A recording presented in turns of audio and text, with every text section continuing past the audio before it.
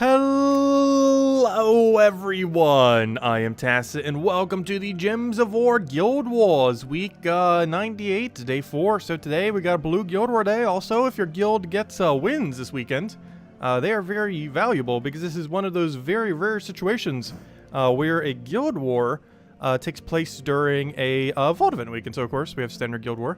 We'll be doing that first and doing a blue Guild War and all that. However, if you've won the previous day, so if you won yesterday, or if you win today for tomorrow, or if you win tomorrow for Sunday, you will have a 100% EXP bonus during that time, which does stack with the fact that it is, of course, a Vault event weekend. And this is a really good time to grind, because not only do you have the benefit of one, you actually have the benefit of both, well, assuming you won the previous Guild War day, which we might not today. We're actually tied, so we got to do good in Guild Wars today, because I believe we're like exactly dead tie last I checked. Where our score is basically the exact same with the same amount of battles.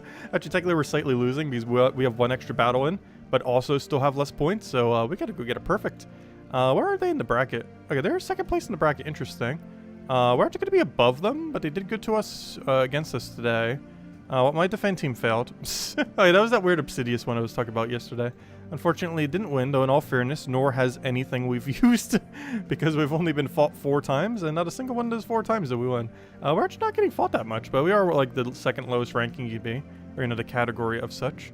Though I'd still expect to be fought like 3, 4, 5 times, but no, they're not really fighting us much. Actually, the first day, didn't we get fought 0 times, which was kind of funny? Somehow no one in the entire enemy guild fought our Divine Ishbal Aquilin team, apparently. But anyways, so we got blue Guild War today. I'll be using the same team we mentioned yesterday, which was... I don't even remember. We did mention it, though. Guild War blue. Oh, yeah, I remember now. As soon as I saw that. We ended up making... That's why I didn't remember. I ended up changing it. So we're actually using a Truffle Beatrix Loop team. This is mostly a double Truffle team that is going to be using Beatrix if we need it. That's not going to be an always use. One thing to keep in mind about Guild Wars is you do not get penalized for using 2... why is this class not met? What on earth is that memo looking at? He's level 91. Wait, what? I'm confused. He's a level 91 Hierophant with 4 perks. That's double confusing. One is, well, it's not maxed, so he maybe accidentally said it. But the main thing that's really confusing about this is at level 91, you'd have enough to get 6 perks, and he currently has 4 set. That's the main confusing part that's confusing me. Because if you had 91, the way that hero class levels go is, well, I guess I should add in the other menu too.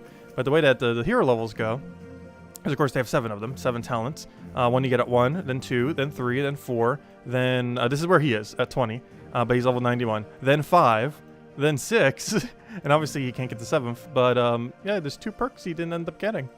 That's confusing. I guess he really accidentally set that as his hero class, apparently. Anyways, oh, I do have 20% of magic still set right now. And by that, actually, yeah, I would actually keep that, wouldn't I? Because I can't run... No, I am running Mirage Queen. So yeah, we're just going to run pure magic. Because it's blue Guild War, we can get away with Mirage Queen. Let me just double check that our team is indeed pure blue. Because we did just compose it yesterday. We've ran this team before, though I haven't ran it for a while in Guild War, so hopefully it doesn't backfire. The reason for having Beatrix is, does freeze exist? If answer is yes, include Beatrix. If no, then maybe still consider Beatrix, because they might have some other stats effect. But in this particular situation, I don't see anything scary. It's weird, because he has Curse. This whole team's weird. But he has Curse, but he doesn't have a stats effect. But he's also using that new troop, which means he updated his team, but also didn't update the team. Which is probably the most confusing thing about this team. Like, he updated it with this, but he also didn't update the hero class or anything, which is weird. Anyways, let's just fight it. One last check. Also, it looks like he's accidentally using his red pure Guild War day on a blue thing on defend. Everything about this is confusing, so let's just fight him. I'm pretty sure the rest of the guild will have very hard teams. That one very perplexes me. Alright, do we have double green? If so, we win. If not, we probably still win. We'll take blue. Oh, I forgot to take purple. Not if we do that. Not if we do that, we won't. Okay. Can I cascade anything useful? I could take this, but then it gets purple. I could take this down, and we take the purple, but then we don't need that mana. I'm going to double green and hope it doesn't miss. It almost missed. It was thinking about it. It was definitely thinking about it, and then it didn't, and then we won. The good old Truffle Infinite Loop. It doesn't pure Infinite Loop without Green Storm. However, it can still Infinite Loop without Green Storm. It's just not like a true 100% solid Infinite. It'll eventually fail after like maybe 30 casts. Though if you do it very correctly while in an incorrect storm, it might still be fine. But you kind of need that Green Storm to just 100% ensure it. Okay, check. Does he have freeze? If not, yeah, I don't think this class gets freeze. He does get web, which is interesting. I'm not sure how to feel about web. I want to say Beatrix. The problem with Beatrix is it severely lowers our damage. However, you know what else severely lowers our damage? Being webbed. So, let's not get webbed. I don't think we can change anything else. This is a little sketchy if he starts getting it rolling, though. Because if we miss, we lose. Also, interesting, he's starting with Web Spinner. You normally don't see it that way. Because normally you see in Power. Personally, I feel like it's a lot stronger than Power. Starting with Web Spinner's not wrong with it, though. But in Guild Wars, I feel like you need quicker speed for the team. More often than not, tends to start with Empower these days. As is, like, the entire meta of, of Guild Wars. So it's new. But, yeah, particularly this team loves using, like, one Empower there. Because you don't really care if your first slot lives. Always going the more offensive route. Well, a different way of being offensive. Because going Empower is obviously offensive as well. Just gotta get that convert. Also, hello, everyone. I didn't say hello to everyone yet. Hello, gosh. Hello, NASA. Hello, Isabel. Hello, Gimli. Hello, Roman. Hello, Peter. Hello, Supernova. Hello, Tyrion. Hello, Logic Slayer. Hello, NASA. Hello, Supernova. Hello, Isabel. Hello, Genki. Also, congrats on having a Discord set up now. Hello, Sushi Ninja. Hello, Wyatt. Hello, Supernova. Hello, Logic Slayer. Hello, Bill Warhammer. Hello, they probably use someone else's team code. And oh yeah, that could have happened. That's why I'm kind of cautious sometimes when I do like some of the copy paste. Like sometimes I put it in just the preview thingy. Because that has happened to me before. That is true. Because if you copy paste someone's team code and they don't have it upgraded, then you end up getting all their perks and everything. Or including if they lack the perks. But it has happened to me many times. I wish there was an easier way to preset what perks you have. There actually is, but I don't think a lot of people are aware of it. Because you can actually adjust the numbers. So even if it has no perk, you can set it to a perk. So even if you don't have the perks, you can still set a copy-paste code to have the correct perks. I don't feel like most people bother doing that, though. Also, if you're copy-pasting into the game, I don't think you can do it properly like that. But if you're copy-pasting it external to the game, you can. Okay, there's an issue with what we're about to do. And that is, I'm going to have full mana, but we're going to be webbed on the other one. And by webbed on the other one, I mean webbed on everything. Because I forgot you 4 times web, not just the one. So I could do 0 damage here and hope we get mana accumulation. I think it's worth it. We also had to hit an extra turn, which didn't happen. A lot of things that needed to happen didn't happen there. Which is concerning. I kind of just want to rush Truffle mana. Because he's going to be going for green like crazy. And it's very important that we deny his green. Okay, there's our cleanse. That's good. That's what we want to see. We have convert for this, though don't really want it. We could try doubling, though I don't really think it's worth it. I think I'm just going to take a purple to a blue. Hope it surge. It doesn't, of course. We'll double green. He already has so many green that adding more green to the environment, I'm not sure is that detrimental to us. It will be if this misses, but it didn't miss. Okay, so we go for Truffle. The only real big issue with this team is Beatrix is not guaranteed the extra turn, which is the main thing I hate about Beatrix, but it's normally worth it for the cleanse. Like, that cleanse really saved us from not having damage. But now we do have damage, and now we just win. And we already have the board so set up it doesn't even matter if Beatrix will miss, because it basically does the same gem spawn as Truffle, or a very similar one. So as long as we already have the board set up, it's probably just naturally hitting a extra turn on the board anyways, which is nice. It's not the exact same amount of spawn, though, because he has like a weird, like, 14 mix, but it boost ratios based on diseases, which means in theory he's actually doing 18 more often than not, which is basically a 9-9. So actually, technically, Queen Beatrix does normally do more, but it's not guaranteed, the extra turn, because they either do the same amount or Beatrix does more. But the main difference is he can weigh one of his heavier than the other. So, for example, he can end up creating, like, 10 green and 8 brown, for example, whereas hers is always an even 9-9 split. It never weighs one higher than the other, which technically makes this higher chance of extra turning. because if you weigh one more than the other, like if he does like a 11 green with a 4 brown or something, obviously that has a bit of a higher chance of extra turning than if you did a mix of both, which is in favor of Truffle's mechanic. Plus the fact that he has a 100% chance of gaining extra turn, whereas hers is 30%. I mean 40%, my bad. I always used to thought it was 30. Is it really 40? It sure feels like 30 whenever I use it. Whatever percent it says there, it feels at least 20% lower than what it says. At least every time I use it. Though luckily, if we already have the board set up so much, it doesn't really matter. Anyways, he's using freeze, so we need Beatrix, but we already knew that, so we did it. I don't think we need to change anything else. You do have freeze, right? I don't see any reason why you wouldn't. Plus, Bleedus has freeze on casts. Yeah, it does. So yeah, we're fine with that. We got a Beatrix for that. We're prepared. Also, hello, Addict. Hello, Crisp. Hello, everyone else. Welcome, welcome. Do you have any news for the patch coming soon, TM? No news on patch soon, TM. But it is very soon, TM. What do we need here? Or I assume it's pretty soon, TM. Yeah, we'll take this. Hope we don't get something from Sky for him. He doesn't. Problem, I can't double green because there's like 0 green on this board. He has red to blue and yellow to blue. Red to blue is not problematic. Yellow to blue, I basically have to waste my turn on this just to make sure he doesn't get value. Luckily, we did not actually waste our turn. So, because he has no value anywheres, I believe it is best to actually pass my turn. Because he has green to blue. Oh, wait. Wait. He's triple in power? Wait. When did that meta happen? He's triple in power. Wait. That's not allowed. I was looking at the other two. It's like, okay, a double empower team with something else. No, he's triple empower into Book. That is a lot of support for Book. Okay, well, all of them are countered. My biggest concern is you're going to do green to blue, though. There's so little green that I'm not even sure if we care if that happens. That's a lot of blue convert. Okay, we got a problem. That's a lot of blue convert. All right, let's go take all that over. I'm going to double the green and hope it works, because he created so much blue that if it does work out, we got a lot of mana to use, or a lot of board to use. I want this gem move. There we go. We'll go double the green. Actually, let me do truffle. Yeah, we'll use truffle first.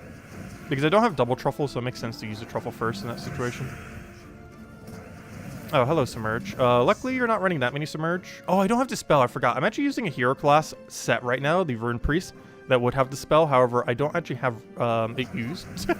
This team actually does tend to use Dispel in Underworld, oddly enough, because Submerge is so common.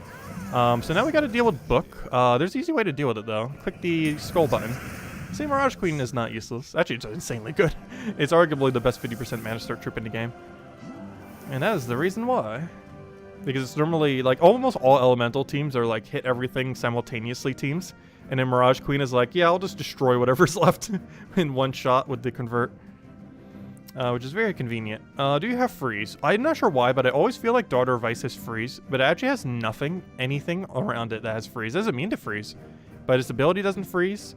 In any way, shape, or form, nor does any of its traits. I'm not sure why I always feel like it has the freeze ability. Probably because it's normally used with freeze-oriented hero classes. Hence the Elementalist he's currently using, which is that. We could go double Beatrix here if we really wanted to go all-in protection. However, let's just hope he doesn't get lucky. Oh, he's using that triple damage Entangle. That's kind of interesting. If we Entangle him first, it's not as big of an issue. Because we both have a very similar front line. Except ours is better mana accumulating and his is better, like, two-shotting us. Let's see. Okay, so he only has one convert and it's red to blue. That's actually not detrimental. And if he misses, he actually makes us win. Almost makes me want to change my banner to, like, a green-blue right now. But, I don't know. Do we? The problem is we need a better green-blue banner. Because if I go click green-blue right now and I try to look for +2 green, +1 blue, our only option is -brown. I really hope we get another faction soon. Like, the next faction or kingdom that comes out in a month, not next month, but in June, because we already know it's going to be coming most likely sometime in June.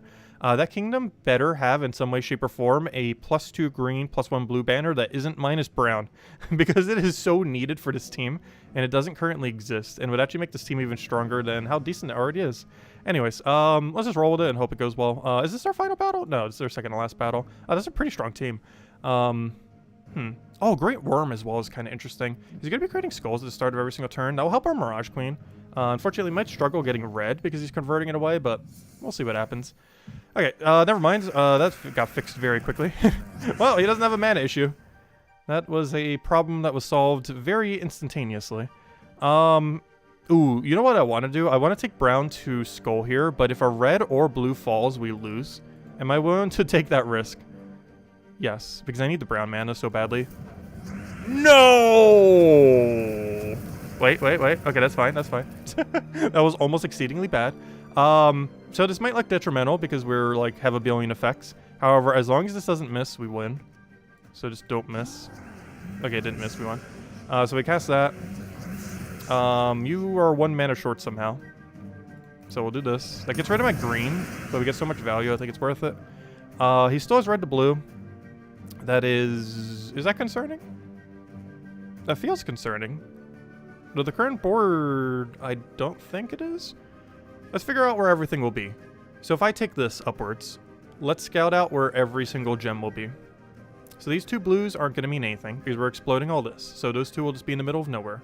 It is blue to red, right? Or red to blue, I mean, yeah. Over here is the main concern. So it's going to be there, and that's it. Yeah, we're fine. Oh yeah, that's actually very safe. Nothing bad should happen here. In theory. Oh wait, but then the purple's going to get taken. Oh, we're actually getting double purple from this. So that brings it down by 1 more. Do we care? Because we're exploding all this, so it doesn't matter. There we go. Yeah, there we go. Perfect. Now we double green. If it doesn't miss, we won. It missed. Oh no. It didn't do the win thing. It very much did not do the win. It did not want to win. Now the biggest issue is we are frozen and stunned, most notably, on our only cleanse. It missed.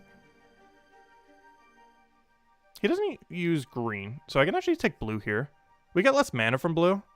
You know what? Maybe it's better to take green. Because that makes sure we have full mana on both, whereas blue doesn't. So we have 2 abilities, however, I'm not sure I want to use them while stunned. I kind of want to pass my turn by taking a blue and try for a blue off the sky. And then he's probably going to follow up with a brown, which is just a convert, which is fine because we can just counter him on the convert next turn. He keeps creating skulls. Okay, we have Truffle operational. Unfortunately, our cleanse is still down. This does mean we will land extra turn, though it does mean... Oh, is that worth it? Yeah, I guess we cast. We're going for it. Because if we get really lucky, Truffle just auto-infinite loops him. Unfortunately, we have nothing to use all this brown on. Wait, we can extra turn on brown. Wait. If this lands on brown, we win. If it doesn't, we lose. Are we willing to take that risk? Land brown, extra turn, go. It actually did. Good job, Beatrix. You did a thing for once. Let's see. I wish you did not have 4 HP. Come on, I even have as much magic as I could possibly have currently within the game, realistically. I will take that over. Almost cascaded full mana. Yeah, we're on +2 green, so taking this green here is full mana and then we won. It's not a single thing he can do, unless he just like gets the best cascade ever. But there we go. That's a very unfortunate miss off a Forest Troll, but we did not lose. He sure tried to lose. He tried very hard to lose, but we did not lose. And we're pretty much up against the same team again, except Double Empower into Karnix. They really love Double Empower, Triple Empower book, don't they? Karnix is an interesting option. Elementalist makes this more concerning. It is very concerning. But if we just win quick enough, it should be fine. The other big issue is actually green to blue. Our team is very dependent on green. Like, very, very dependent on green. Like, it is the only color that exists on our team. I think we still go for it, though. Yeah, we'll go for it. I'm, like, thinking it over. But, yeah, Scurvy Sea Dog's weird to play against with his team.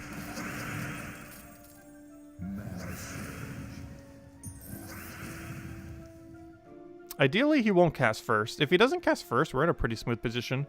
Red to blue, well, it does give him some mana. Yeah, it gives him some mana. Actually, I can't stop it completely. But while it does give him some mana, it's not really giving him much. Green to blue also gives us... Does it give us blue? No, they're both neutral, though we don't want them to do the green to blue one. Oh, we got so lucky. Okay, problem though. This board does not allow me to use any of the blue that's currently on it. I think our best bet is double green or lose trying. Though we're probably going to lose trying because that's not that good of a board. Well, let's see. If I did nothing, does he extra turn from green to blue? The surprising answer is actually no. Green to blue does not yield him extra turn, somehow. Like, it sure looks like it would, but at no location does he actually get an extra turn. Even if I don't take this, like, even if I just, like, skipped my turn and did literally nothing, there's actually nowheres on the board where green to blue gives him an extra turn. And while that does deny my color, it doesn't really matter that much. So I'm just going to take a blue. Hope we don't somehow cascade like a triple green-blue combination here that somehow extra turns for him. Oh, even if it did, I don't think it... No, that can't even extra turn. So we'll do that. Unless I'm missing something. Yeah, it does literally nothing. Now he gives us full mana on our entire team. And now I just move the board some, and then boom. Now we just go reset the board with Truffle. And we win. And we just keep taking some extra turns. I'm just trying to reset the board so there's some amount of green on it. So we can actually utilize it. I need this to not miss. Good. Then we Truffle.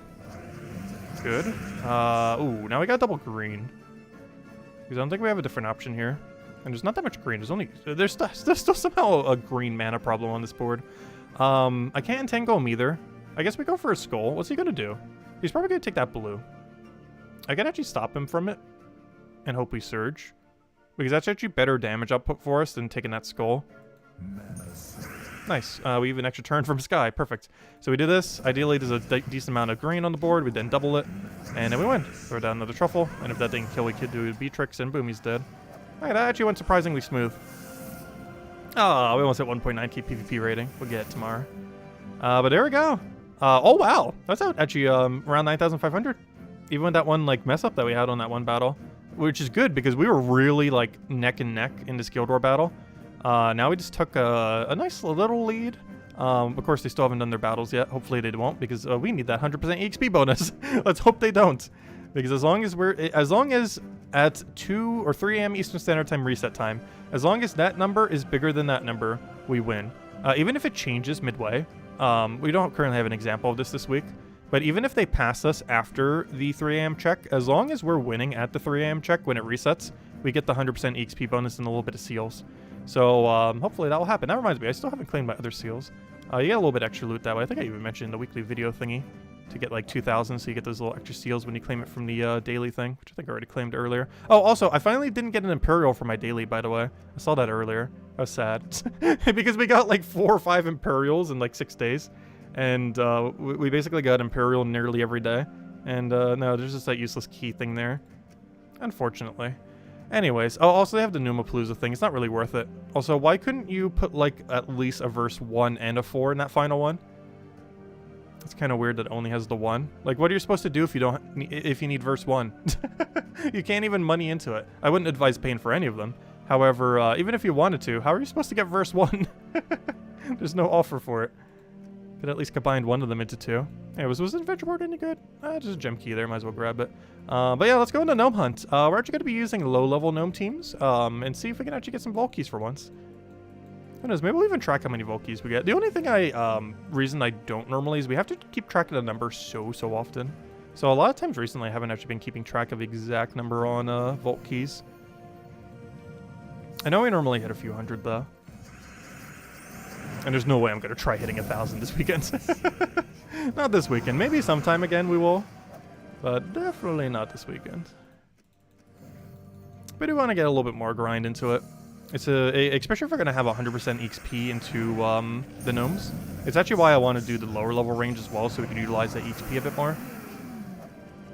Rather than do high level Explore 12. Because of course we still get XP while doing Explore 12, but it's a lot less than if we do an Explore 1. Which seems kind of ironic, that you would get more XP from the lower one. But that is how it works in this game. Explorer 1 is the best XP in the game. Which logically kind of makes no sense from a game mechanic perspective. But XP is the same per kill that you get. It doesn't matter if it's like a level 1 unit with like no stats or a level 500 delve. They will give the exact same XP per kill. It seems like that shouldn't be the case, but it is and always has been in this game. Which isn't necessarily a bad thing. It just makes where you need a farm for EXP a bit weird sometimes. Because it's basically determined only by how quickly you can win, and by literally no other factor. You think they regret the first time they put the verse offer? So that's funny. That's true. Oh, thank you for the donation. Wait, I can't see it because, oh gosh, I really need to fix that and figure out how to get that thing set up. I still haven't done that since I changed it to a new format. I assume it's through PayPal. Let me see. Let me check. But thank you so much. Let me double check it. Yeah, I really need to set up that system. I still haven't since we changed the whole format over like almost a month ago. I still keep forgetting to set that up. Because when you look at like the stream interface and everything, it's like oh, everything looks like it's set up, everything's working, both on my side and your guy's side. And then someone donates and it's like, oh yeah, I forgot, I completely didn't set up that part. Like it still works, I just can't see it easily, and it doesn't make a little notification on screen. Which I will be bringing that back and everything as well. I just haven't yet. Loading. Oh, also we have redeem codes again, by the way, if you didn't see last night's stream. Anyone who didn't.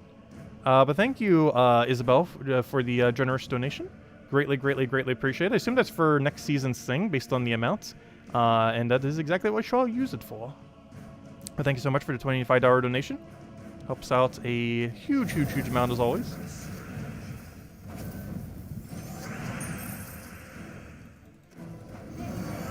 Yeah, that's for the next campaign pass. I thought so. Thank you. Greatly appreciated. Alright, so let's go and hunt some gnomes. Do I need anything special? No. Actually, we don't need anything set up, do we? We could run with literally anything. I could just run with cleanse if I want to. Well, oh no, if we're going to be doing the other thing, I might want to run to like 20% into magic or something. Or just pure magic. Anyways, it doesn't actually affect truffle. So, of course, easiest way to farm gnomes is let's just go to Cinemirage or some equivalent place like what's it called? The Wild Plains. Oh yeah, I do need to go bring up the timer. Also, I should probably get down the mimic time, or the mimic counter, because I have a feeling we're not really hunting mimics this weekend. We'll be having a few day break from the mimic hunt. However, what we will be hunting are some gnomes. So let me go get a timer up real quick. We'll need this when we throw down a palooza. You don't have to have a timer when you do a palooza, but you get the full loot from the very last battle that you do if it goes over the time. So it's normally good to know the exact time for it, so you can do so accordingly. And of course, I'll be using the two ultra meta teams, the double Dust Devil and triple Dust Devil. Do I not have a triple Ironhawk? Where's my triple one? Aha, there it is. Alright, let's go with the triple one. So all you have to do to win with this one is click a button and then you win. We won. Easy as that. Yeah, we'll do some normal grind and then go to the other thing. I don't know, should we track Vault Keys this weekend? We might track Vault Keys this weekend. Let's go make a counter for it. First we just need to figure out what our starting Vault Keys are. So I just need some text. Call it Vault Keys. Let's see, Vault Keys. And then we call it Vault Keys. And then we have 0. Not the one I wanted. 0, 0, 0. That is extremely big text. Gosh. That seems more relevant sized. There we go. Might need it a little bit smaller, actually. We have to keep in mind the number is going to get bigger. It shall grow. I don't think that's going to get in the way of the timer. It's only going to 15 minutes during Volts anyways. Alright, there we go. What number are we starting at for Vault Keys? This is a very important number to know. Let's see. It's let me actually type into chat so I don't forget, because I will forget. Let's see. 2541 slash. Well, I'll know what the other number is. I don't need a slash there. There we go. I shall put some random numbers. That's not a redeem code, by the way. This is my Vault Key numbers. This is our Vault Key lottery numbers. No. But, yeah, this is our Vault Key numbers. Just so I don't forget. Anyways, okay. And I'll start farming. And now, however many more we have than those two numbers is how many we got. And I just don't claim to pity. Normally I place them in order of Vault Key total, Pity total, and then Epic Vault Key. Though maybe I shouldn't keep a Pity number. I don't know, I always like having it up, but I feel like it's more confusing to understand what the numbers are if I have a third. Because if I have 2, it's very obviously Vault and Epic Vault Key. But Pity makes it a little bit more confusing. So you know what, we're actually going to have 2 numbers this time. Let's see. There we go. We have 2 numbers now. No, let me just put this over to the chat section. Because I've been keeping everything organized in nice little folders. There we go. Alright, I'll organize. That's our safe deposit code. Yes, that's exactly what it is.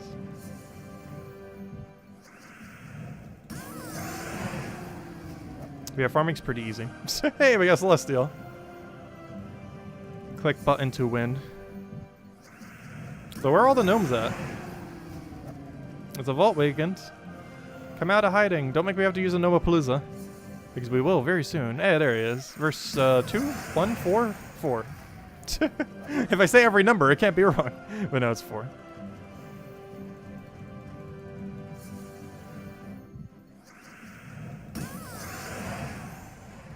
The main one I need is 2. The good old 2s. You found 7 verse 4s in the last 90 minutes. Nice. Yeah, they're very sporadic. You can end up going like 1 full set in an hour, though you can also get lucky and get like 3 to 4 sets an hour. There's very little consistency to how many of them you end up. Hey, verse 2. So like we already gotten 2 within a minute, one of which we really need. But yeah, they're very sporadic. Like some hours you get really good luck, like right now for us. Then other hours, they go a little drier, though they're way more common during Vault weekends than at any other point. Like, I think we got in 2 total in, like, the last, like... You know when we did that 8.5 hour long stream? I think we found 1 or 2 total during that stream. We've been grinding this for 1 minute, and we found 2 of them already. Like, the rate is just absurdly higher during Vault weekends. Absurdly higher. Like, a whole 8.5 hour stream found 2 total of them. And we already found that many. Ended Guild Wars already. You thought that Mirage had some troops with just over 20 stats? You mean Cinder Mirage? No. The one that ended up getting one that did is City of Thieves. The reason you might have thought that this one was is I think it had 10% one week. And if it has 10% or 20%, it definitely has ones that have over. But on a 0% week, where, you know, every single thing within the kingdom is at 0%, nothing is not one-shottable. I think there is 1 mech here, if I'm not mistaken, though. Like a mech. Is there a mech daemon? No, I think I'm thinking of a different location. But, because mechs do have 10% this week. Though I don't think it does reside here. I think I'm thinking of a different kingdom. Because I would have 10% this week.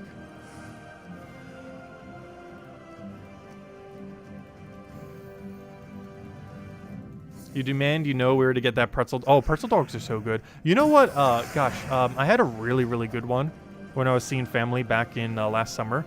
And it was from a, like the biggest, oh nice, another verse 2 already. We're getting really lucky on them. Speaking about verse Lux earlier. But anyways, there was a really, really good pretzel place by one of my uncle's houses. And because it was like a family-owned, like a homemade kind of style one. Or, you know, like they basically had their own store where they sold like literally nothing but pretzels, like gourmet pretzels. And it was the best pretzel I've had, like possibly ever or very close to ever. And it's sad because I will probably not be able to get one anytime even remotely soon. Because it's not like it's a chain or anything. I think they do ship around, but it would be like so much for shipping for that distance. But yeah, it was such a good pretzel. They had some really good like cinnamon cream cheese ones too. That basically taste like almost like a pastry, like a pretzel filled with like a nice gooey cream cheese that was like covered in cinnamon. It was so good. It was so good. Yeah, I don't tend to eat pretzels that often. They're really hit or miss for me. But a good pretzel is insane. Hey, another verse already. But a good pretzel is really, really good. I think the closest equivalence you can get from like a chain is like anti-ants, kind of. The problem with them is they use peanut oil, so I can't eat them. But yeah, I think that's like the closest equivalence is anti-ant, I would say. Like, it's not quite the same though. Definitely not the same. Oh, why am I taking out? I literally have the win condition. I see mana I need, and it's like, oh, I should go take it. But with this team, you actually just want to immediately click the win button. Because anything that isn't you immediately clicking the win button is a time waste. It's just such a habit when I see like a good 5 times, it's like, oh, I need that. Because like the assumption is, oh, I'm using 4 yellow troops, I need to take a 5 times yellow. But on this team, even though we're using 4 yellow, we actually never want to touch a yellow gem. Well, unless we happen to not kill the mythic. Because mythics do not get one-shotted by this team. Or I should say, at least most mythics don't. There actually are a few that do fall within the 20 damage range. Though like 98% of them, if not more, do not fall in the one-shot range. I believe one of the only few kingdoms that was relevant for that you can't even do anymore. Because one of them was gosh, what's it called? Second Fleet, not Second Fleet. What's the above world one? Blackheart. No, not Blackheart. Why can I not remember the name of the pirate kingdom? Oh, yeah, there's the mythic that I was talking about that doesn't die. But why can I not remember the name of the pirate kingdom? Is it Blackheart? No, that's the name of the faction that's associated to it. Wow, why can I not remember its name all of a sudden? But that place ended up getting a troop that can't be one-shotted. Oh, no, it is Black. Oh, it's Black Hawk. Yeah, that's the one. I knew it was Black something. But, yeah. So, Black Hawk, the issue with this now, one of the 2 mythics can actually be one-shotted here, particularly the Megavore that's shown right there, because it has really low durability, because it's really high damage. But that one can be one-shotted, but the problem is there's now a troop that has over 20 durability from that location, which is extremely problematic, because you cannot one-shot that. So now, even though it has a mythic that you can one-shot there, of the 2, you cannot one-shot one of the troops there, so it's not worth grinding there anymore with this team, unfortunately. But it is one of the few locations that actually has a mythic where it can be one-shotted with 20 damage. But it's not viable anymore because they ended up getting a troop above 20 durability. Which I believe leaves the only 2 remaining locations to Cinemirage and Wild Court. I mean, not Wild. Gosh, I'm saying all the Underworld versions of them. The Wild Plains. But Wild Plains and Cinemirage, I believe, are the only 2 left that you can one-shot 100% consistently, not counting mythics. As far as the normal troops, because you very rarely end up seeing the mythics. I do keep in mind some gnomes will survive. Like, for example, this legend gets replaced by a soul gnome. I think he survives. Those situations are pretty rare even during a Vault weekend. If anyone has any questions or anyone want to go over, do let me know. I think we're going to be starting a Palooza soon. Also, we'll probably hand out a code after that Palooza as well. Actually, maybe we'll even hand out a code before the Palooza. We'll hand out 2 codes to stream. We got a bunch of codes the other day. Might as well. It's a Vault weekend. We might as well hand out extra loot. We'll double the loot this weekend. We'll hand out 2 codes every day this weekend. How about that? 2 today, 2 tomorrow, 2 on Sunday. Because you actually did give me slightly more codes than normal. So I might as well utilize those slightly more codes than normal. Plus there's only like 1 Vault weekend within that time anyways. Gotta save some for when the next patch comes out though. I'm really curious to see what it reworks specifically. Because we don't actually currently know. Should you save all your Vault keys for Monday then? Yes. I generally would advise doing so. The main reason for this is not because they're like any more loot or any less loot, but because any time that you're spending opening a Vault key is time that you're not grinding the Vault event during a Vault event weekend. So it is normally best to save your Vault keys until after the Vault event has ended. Because if you're spending an entire hour of opening Vault keys, that's an entire hour you're not farming Vault event that you could have been farming Vault event. Because you can open the keys whenever, but you can't farm Vault event whenever. So if you have time to play, it's best to spend it doing literally nothing but the Vault event. Alright, let's go do some Palooza, because it really does not want to give me Vault keys. So let's go do one, get the timer rolling, and let me go hand out a code before we do. And then we'll go hand out another one a little bit later to stream. Let's see. Oh, I still didn't copy them into the thing. Actually, let me do that right now, because I will keep forgetting, like, every stream if I don't do this, like, right now. So, one moment. Let me go find the nice, shiny code section. Let me go grab every code we haven't used yet, which is all of them except one. Let me copy all the way down there. Copy, copy, copy. Paste, paste, paste. And now we grab the one we need. Click save, so we don't have a blank document anymore that's been sitting there for a couple days now. And I think we're good to go. Now I just put this into chats. Actually, let me use it first, and then we put it into chats. Right there. Put that right there. Put that right there. Boom, boom, boom. Done, done, done. And here you guys go. I've got to copy the whole thing. And there it is. Use on gemsofwar.com for the game code section. Your invite code can be found in your settings menu. Whatever your game says right over here is what you put in for your invite code. Redeem code is right over there in chats. Copy paste random numbers and letters starting with EW. And give same order as always. 2 treasure maps, 1 gem key, 200 souls, and 2,500 gold. And we'll have another one a little bit later to stream as well. So we'll have 2 this stream, and 2 tomorrow, and 2 on Sunday. And we'll keep grinding. Anyways, let's go do Palooza. Also, definitely feel free to leave a like on the stream. Helps a lot and is greatly appreciated. If you guys still have any other questions, do let me know as well. Anyways, let's go do this Palooza. Let's see. So we go to games, we go to Soulforge, we go to other, and then we start opening the Paloozas that we've been saving for this exact moment in time. You can do multiple at once. I always like doing one at a time though. Don't accidentally use all of them at once, though. That'd be so bad. Alright, let's just do one. Oh, I forgot the timer thing. There we go. Normally I like clicking them at the exact same time. Oh wait, I also forgot to change my team. You do not want to run 1 Ironhawk on these battles because you keep getting Soul Gnome pretty commonly, and he will live. There are some battles where you can get away with 20 damage, however, it is a lot more frequent that you'll have battles with higher than that. Also, one interesting thing is it actually doesn't matter what kingdom you run Gnomapalooza in. You can do it in any kingdom you want trait stones from. The trait stones that you're going to get allocated is based on the kingdom that you're doing it in. However, all the enemies will always be the same because it's being replaced with 4. Oh no, I needed that, I think. Oh, luckily we only did it for 15 minutes, so I'll be able to do it after. I'm pretty sure I need that pet. Thank you for ever activated it. But it actually doesn't matter where we do this. I tend to do it in the same place wherever I'm farming. So since we're farming in Cinemirage right now, I'm just doing it in Cinemirage. But if you really are in a pinch for trait stones, you can do this in any location you want. Like if you needed a bunch of reds, you can just do it in like Pride Lands. Or if you need a bunch of yellow, you do it in White Helm. Or if you need like red, blue arcanes, you do it in Mist of Scales. You know, wherever you kind of need loot from. Because these battles are the same regardless of what kingdom you do when you're doing a Palooza. A good old Palooza. That's that good song as well. I was just upping this volume on it. Though the ding for that is like so loud, gosh. Compared to the sound of the music. There's one up the music slightly and then it just does like that gigantic loud noise. Is there a way to disable that on a computer? I'm pretty sure there is. But it makes that ding noise like every time I adjust the volume. And I'm pretty sure you guys can hear that ding noise. Because I don't have it set up in any way where I don't think you wouldn't.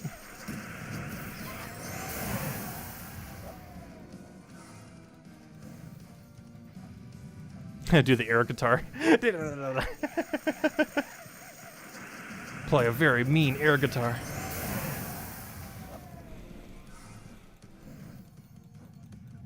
I don't know, I could probably play ear percussion pretty well. Since I actually used to play it a bunch in the past. I have not played percussion in like a decade. Like I have not like physically held or played any instrument in over a decade now. Though I did it a lot in middle school and high school. Like a lot. Like literally every day, multiple hours.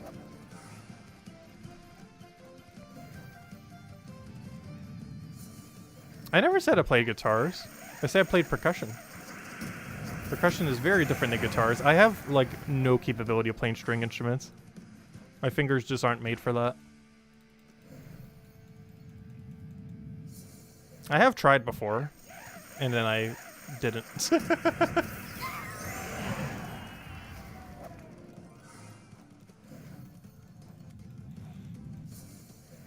Definitely not a fan of them. Oh, you mean the video game I have, the Guitar Hero one? Yeah, I played Guitar Hero. I was pretty average at it. Like, I could still win on highest difficulty, but win is like barely scraping by win. Not like flawless, like doing tricks while doing it win. Yeah, I could win on the highest difficulty on it, but like barely. Like whatever the bare minimum was to win, I could win on that.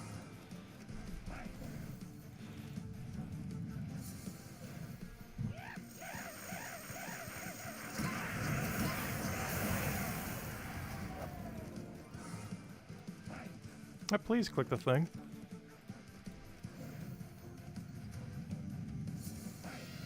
Yeah, I didn't see the Guitar Hero part. Hey, we got a Curse Gnome. Don't forget, you can actually stall out a Curse Gnome all the way till the end to get the full amount of loot. So if all you care about is Curse Runes, you could theoretically just stop once you find a Curse Gnome, wait out the timer, and then get Curse Gnome loot. We normally want to wait till the later half of the verse, though, or the Gnomapalooza. Like, if it's a 15-minute Gnomapalooza, you generally want to wait for, you know, like, past the 7 or 8 minute mark. Though you could just wait on the very first one you see. You're passing out on a lot of other loot. But if you still, like, desperately need Curse Runes, it's a good way to get them. Because otherwise, on Explore 1, we're getting, like, 1 or 2 Curse Runes per kill. But if you wait out the timer, you get, like, 10 to 15 per kill on them. The only problem is you're waiting out the timer, which is other loot that you could be getting during that time. But I think we're at, like, 300-something Curse Runes, so I really don't need more. Got every unique drop. I made sure to power grind that when it first released, so we wouldn't ever have to power grind it again. Which is why we tried to do with the Verse Gnome. I mean, not the Verse Gnome. We tried to do that with the Mimic as well. However, we still have not gotten the Mimic. Because we did that with the Curse Runes, and I think we got it done within like a few weeks. I didn't have to ever worry about it again, which was nice. Alright, and time for vacation too, because that's when I went to go see my dad and everyone. For the holiday vacation. Well, yeah, we were able to get that done right before then, which is very convenient. Because it only took us like 3 weeks, not even, to get it all done. Gosh, we're getting really good Curse Gnomes. 2 of them already? He's only giving us like 1 or 2, but hey, it's still 1 or 2.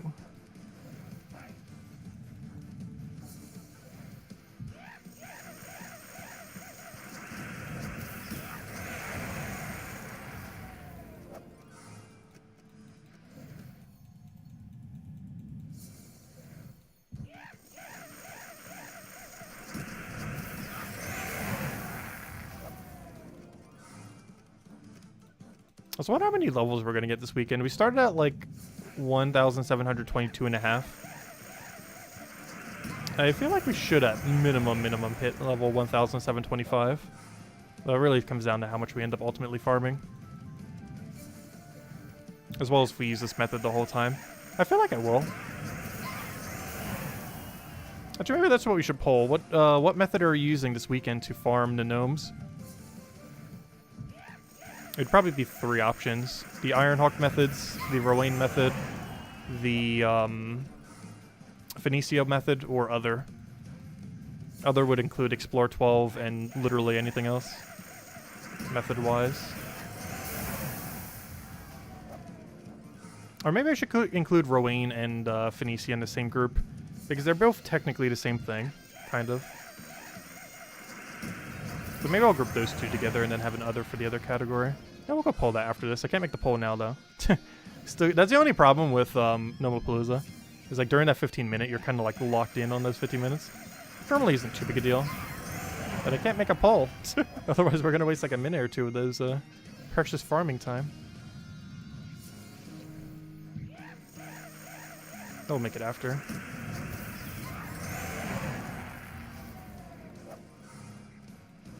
Also, one nice thing about knowing what our Volkey numbers... Oh, also, hello, mister. I didn't say hello earlier. Hope everything's been well. But one nice thing about... oh, gosh, I almost just lost my train of thought now. But one nice thing about... I was about to say something about something. I was about to say something nice about something. All of you guys are wonderful. No, what was I thinking of? No, you guys are, though. But my train of thought went over cliff. And I can't think of a nice thing I was about to say. It's related to Vault events, and I can't remember what it is now. Fail. My mind cannot render what thought was being processed. I get distracted so easily.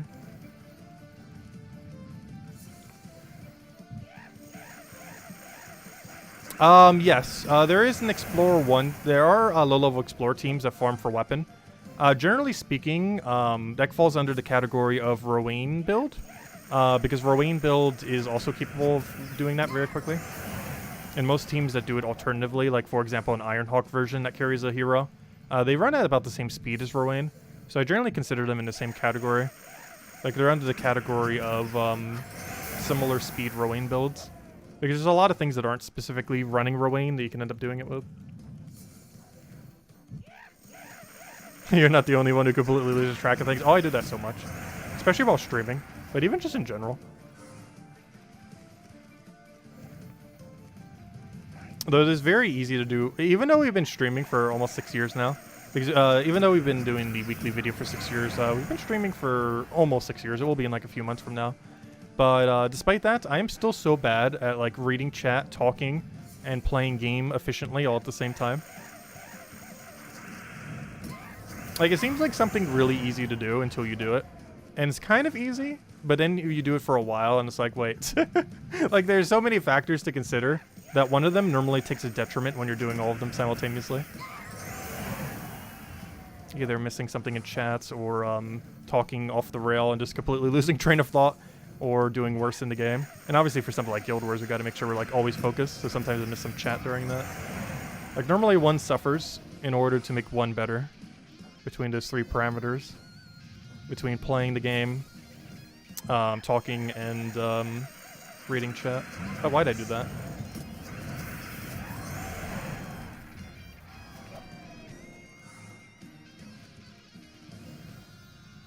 Though the other problem is I'm a very slow reader. That's one of the other reasons I sometimes miss quite a bit of chat. Like, I'm an absurdly slow reader.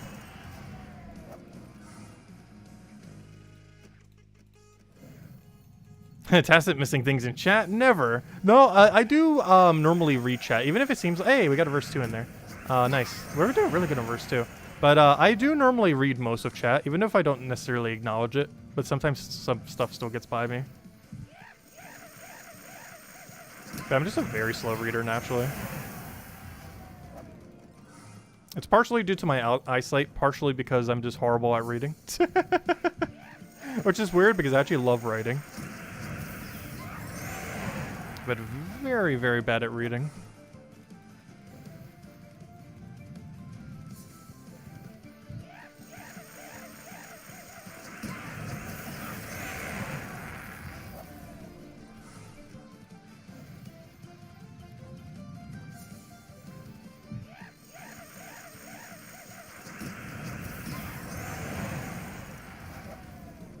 Now, we're starting to get to the point where if you saw a cursed gnome, you'd probably want to camp it. If I see one in the last minute or two, I probably still will. If I saw one, like, literally right now, I probably wouldn't, because I don't need cursed runes that badly. One thing I would probably camp on, though, if we found in, like, the last 3 minutes, if we saw a triple glory or 4 times glory gnome, I'd probably camp it. Glory gnome is still statistically the best likely loot you'll get from any gnome. So you get the full amount of its loot when you're in the last few minute stretch is actually really good. But it's only worth it if you see, like, 3 or 4 of them.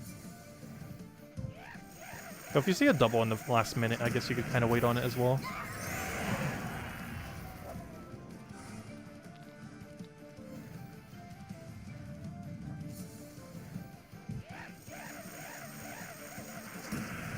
Yeah, the highest priority to camp would be the Curse Gnome, though the second best is Glory Gnome.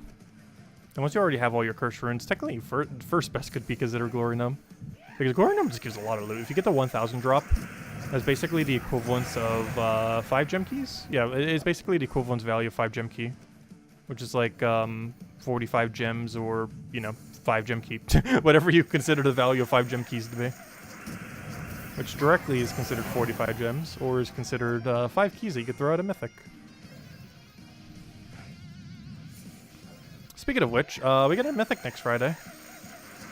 Not today Friday, but 1 week from today Friday. Last I recall, it's really bad, though. So it could get reworked before it gets added. Okay, so here's a Curse Gnome you would normally camp. I'm gonna ignore it, though. Like, if that was if you need to Curse runes, what you would do is wait, like, 3 minutes and then kill it once the timer expires. However, I'm not gonna go for him. I'd rather have Glory Gnomes. As well as the chances for more Vault Keys here.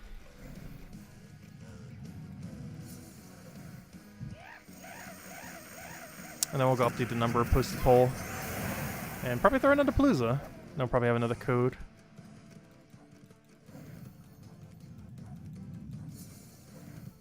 Oh, so we might need to start opening some of our Vault Keys. I was going to slowly open them some over time. But what I almost want to go do is just do like one big mega stream where all we do is open Vault Keys. Maybe we could do that around the 6-year anniversary when we started streaming. The only problem is I don't know the official date of that. Like the official day when we started streaming.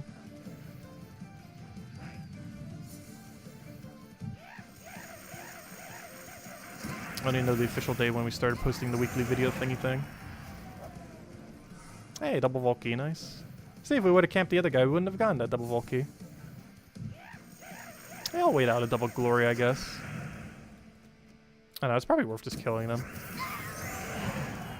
Now that I think about it. Because what if we do get vault keys? Like, if we see it in like the last like 30-ish seconds, it's maybe worth it.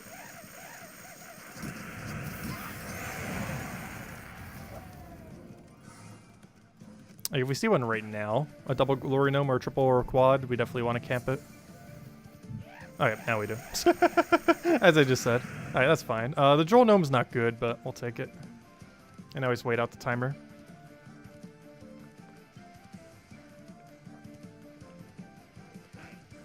Good water break, if nothing else.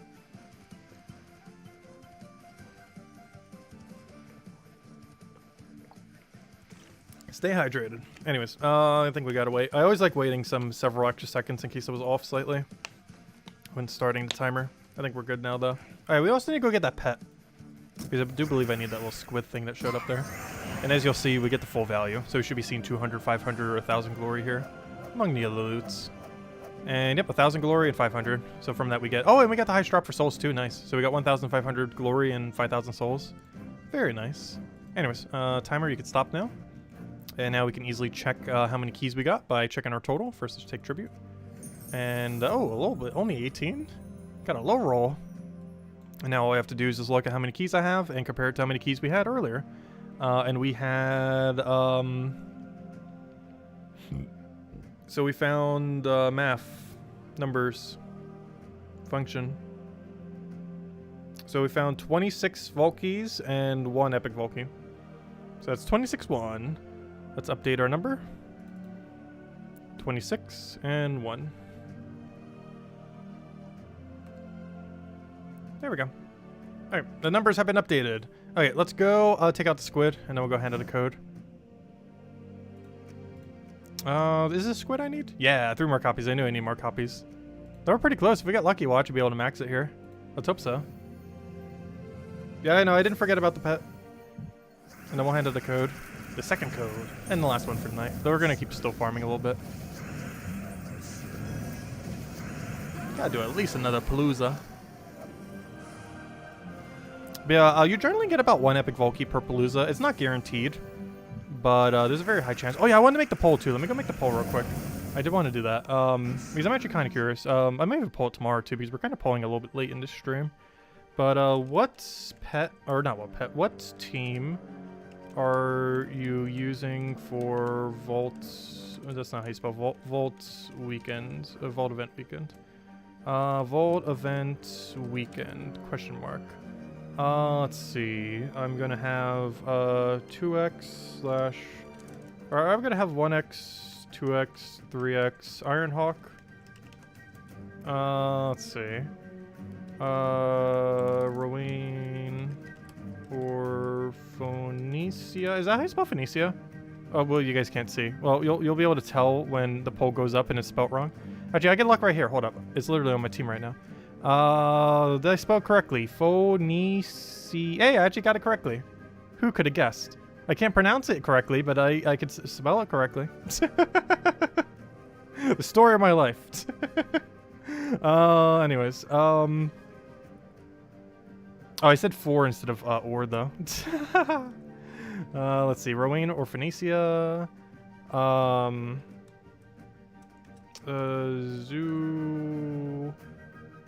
Zulgoff slash or Explore 12. Let's see. Other.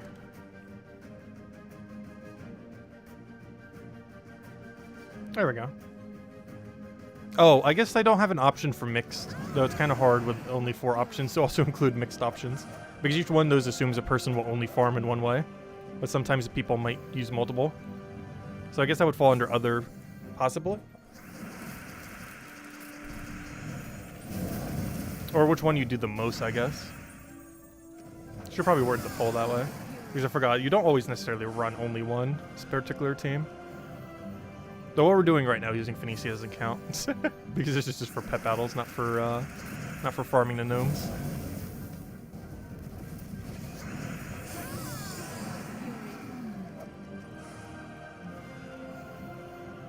Oh gosh, Ironhawk is very high. It shot up to as high as 85%. It's dropping down a little bit though. That's at 72. But gosh, dude, that spiked like crazy. I'm actually surprised it didn't say 100% initially. That spiked very high.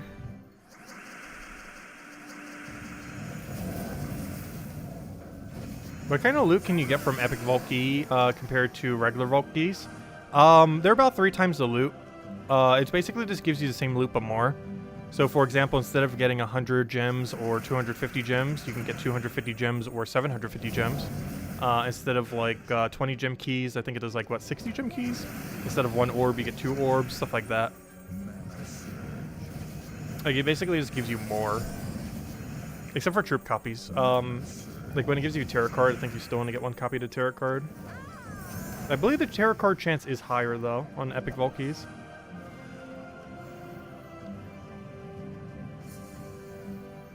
But you basically, it's all the same loot as a normal Vault Key, but you get more of it.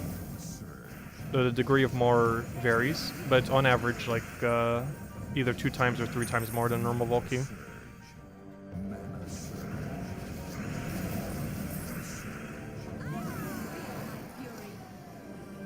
Do you have a higher chance of Major Orb? I do not know 100% for sure. Because they did do a rebalance to how Major Orbs and everything work that made them a lot more common. And ever since then, they feel like they're about the same drop rate, personally. I'm actually not sure if they do have a different drop rate in that regard. But they do seem pretty similar, but I'm not sure. You would need a big pull of Epic Vault Keys to know for sure. Because I have a lot of experience opening Vault Keys, but we haven't opened that many Epic Vault Keys in total. Like, I know the loot that's in Epic Vault Keys, but I'm not really sure the exact frequency of a lot of it. Especially since they rebalanced it several years ago. Anyways, so we did that. Let's go hand out the second code, as I mentioned. And then we'll go throw down to the Palooza. Let's see if we can get some shiny loot again. We'll just go dig up this code. Save it so we know we used it for tomorrow, so I don't accidentally hand out the same code again at the beginning of the stream. It would not be the first nor the last time that will happen if I did. Because you know that's going to happen again probably in the next week or two.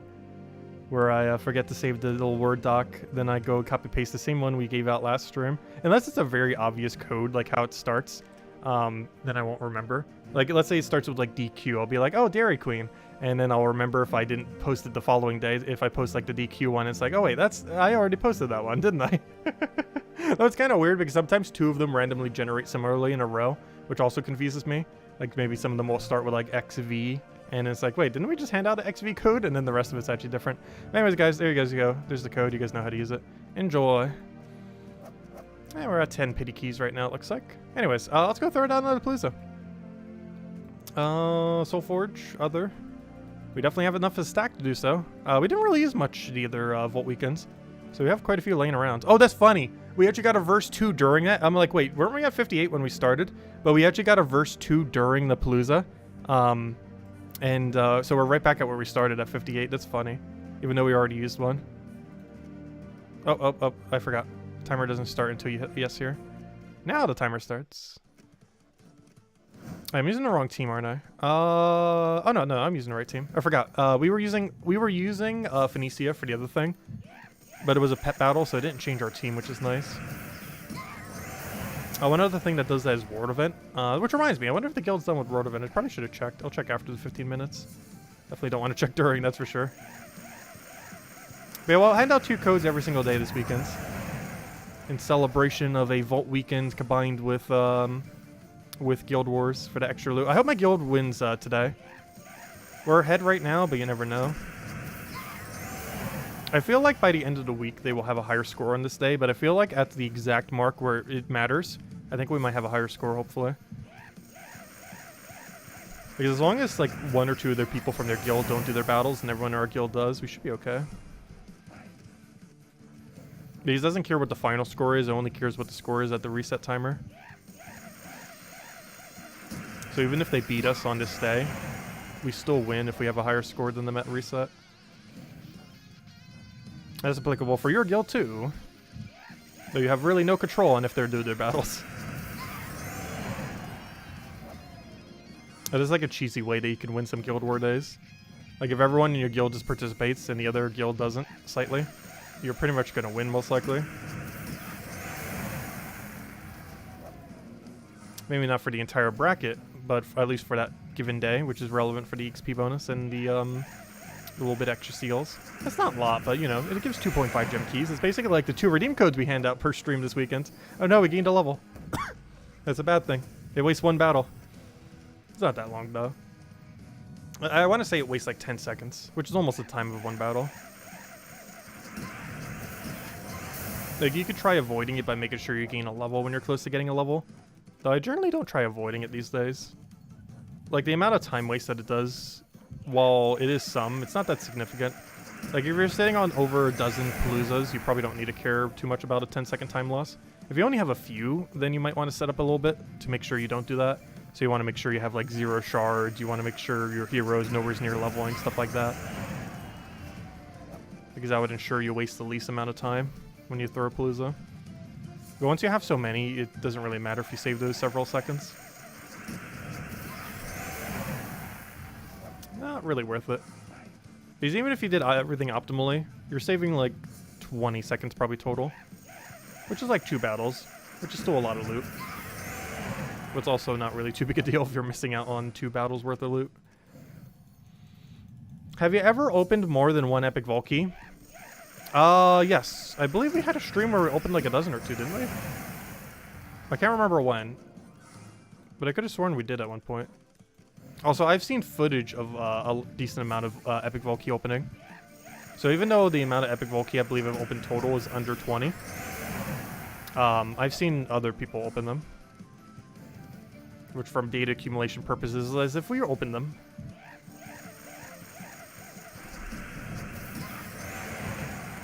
Though I can't recall Gen Key ever opening a key. Though I also haven't been able to ever catch a Vault Key stream of hers.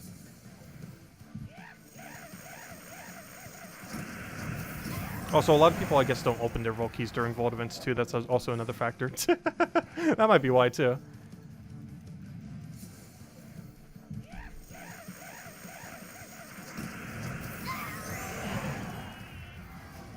Yeah, no problem for the code, everyone. Hey, speaking of epic Vault Keys, there's one. Nice shiny epic Vault Key. I do feel like on average you can expect like 1 epic Vault Key per Palooza. It's not guaranteed, but it's very likely. What's nice is when you get like 2 or 3 of them in a single Vault Key, or a single Palooza, I mean. I think the most I ever got was like 5 or 6 in 1 Palooza. Definitely never double digits. That'd be insane if you actually get double digits epic Vault Key. You would have to get so lucky. It's definitely possible though. Because I believe on average you can get like, what, 20 to 30-ish Vault Keys per Palooza. And each one of those has a 10% chance of being a, an epic Vault Key. Which means if you got very, very lucky, you could get double-digit epic Vault Keys in a single go. It's also why it's so likely that you'll probably get at least 1. Because even if you're only getting 20 keys, that's basically not guaranteed 2 epic Vault Keys. But a pretty solid chance that you do get one. In theory, if you got at the drop rate, I believe you would technically get 2 epic Vault Keys every single time. Though obviously that doesn't happen. But if you get at odds, you would have 2 epic Vault Keys pretty much every time you go in, assuming you're doing Ironhawk method.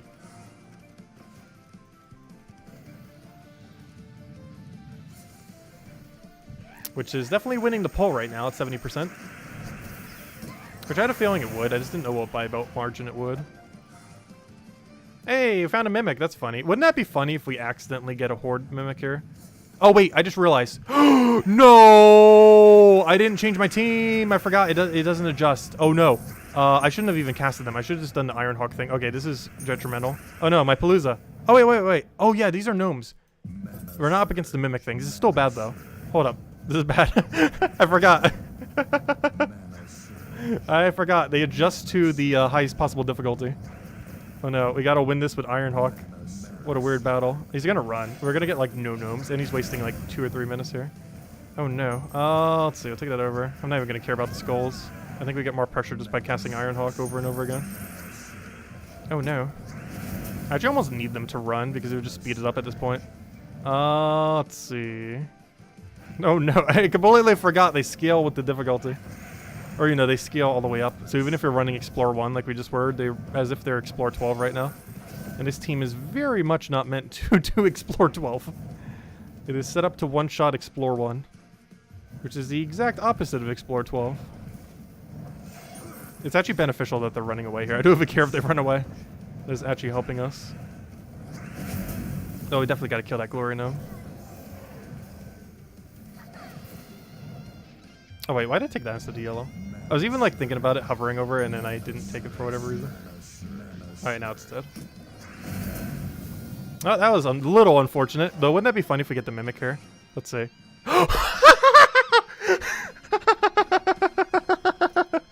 Wait, you don't have oh yeah, you do have Impervious. Phoenicia, where are you? Yeah, let's go Phoenicia real quick. Phoenicia can run this, right? Let's run Spider, Rogue Spider.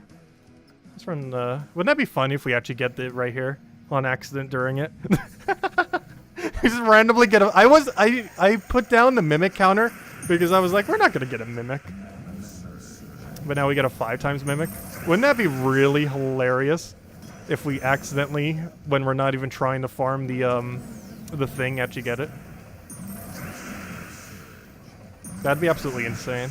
The patch is coming soon too. That'd be so amazing. We have every chance it happens.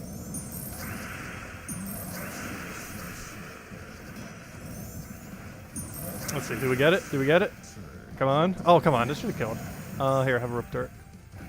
There's 1 damage off. Alright, what do we get? Come on, let's see it. Let's see it.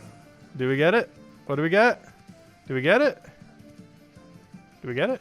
Do you want to open? Hello? I'm clicking the button. Oh, no! We only got 5 Orpheus. Boo. Gotta go update the Mimic counter, though. Anyways, where were we? Back to Ironhawk shenanigans. Unfortunately, we didn't get it. Anyways. Really funny, though. Let me update the Mimic number. Oh, that's a very big mesh of numbers. But the number has been updated. You can't really see that the number has been updated, but it has been updated. I'm not sure why I even made it visible. You could have updated it without making it visible. But there we go. And now we have 7. Yeah, that would have been insane if we actually got the Horde Mimic there. Didn't get it, though. The hunt continues. Not like we're actually actively hunting for it. But there's a small chance it can happen. It almost just did. It's very unlikely. Because we're obviously cycling through chests way, way, way slower. But every chest, even on Explore 1, can still give it to you. It's not any less likely on Explore 1. The only thing that makes it seem less likely on Explore 1 is you're getting shards at a way, way, way, way, way, way slower rate. So in that regard, it's slower. But the actual chance when we click on those chests is the exact same at Explore 1 than it is on Explore 12. It's just those chests occurs way less often. Like, I think that was the first chest we got off stream, or second chest. Like, they don't happen that often when you're spamming Explore 1, but they still happen. And their odds are still the same. Your loot's gonna be way worse, though, because, you know, you're not getting the better tokens. Like, us getting a 5 Orpheus there was almost one of the best drops we even could have gotten. Other than, you know, actually getting the troop itself. The, Mimic.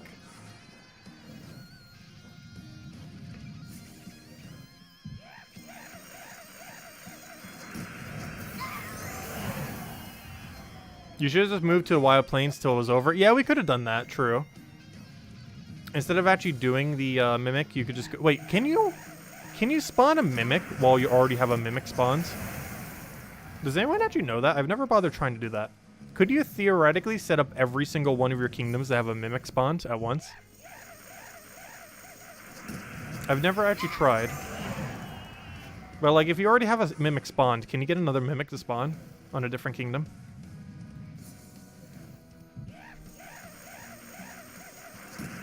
I've actually never tried that.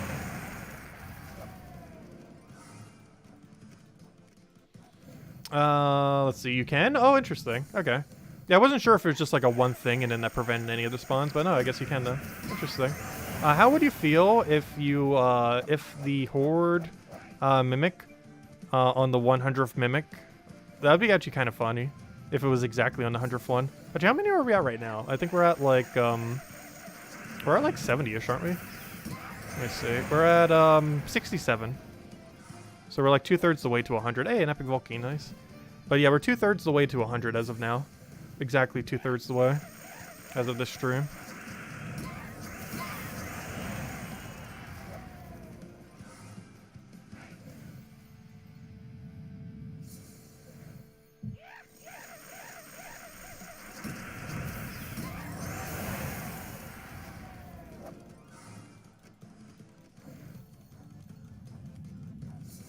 Yeah, we'll get it eventually.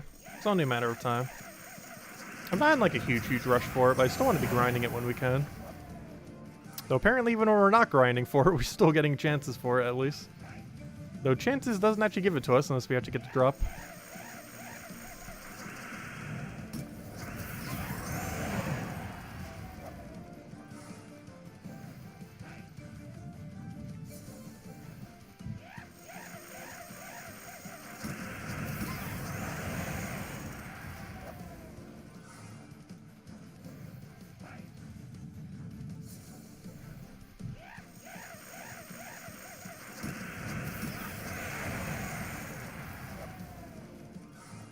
We just got a triple soul gnome there.